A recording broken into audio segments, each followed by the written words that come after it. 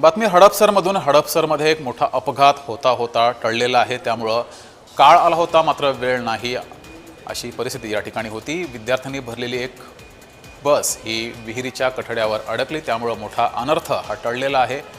या बसमध्ये अनेक विद्यार्थी होते, मात्र या विहिरीच्या कठड्यावर ही बस अडकली, त्यामुळे मोठी दुर्घटना टळलेली आहे।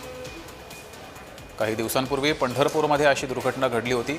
विहिरीमध्ये चारचाकी गेल्याने अनेकांचा मृत्यू झाला होता।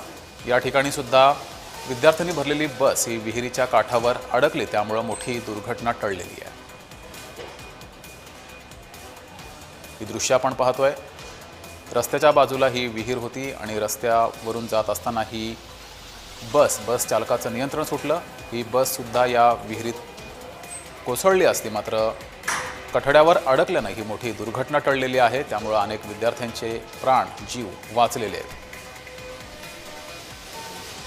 काही दिवसांपूर्वी पंढरपुरात अशीच घटना घडली होती। त्या घटनेत दुर्दैवाने अनेकांचा जीव गेला होता। हडपसर सासवड रोडवरील वडकी येथील ही घटना आहे। या ठिकाणी सुद्धा ही बस अगदी थोडक्यात वाचली आहे। विहिरीच्या कठड्यावर ही बस अडकल्याने मोठी दुर्घटना टळली आहे। यावेळेस बसमध्ये अनेक विद्यार्थी होते आणि या विद्यार्थ्यांचा सुदैवाने जीव वाचला आहे।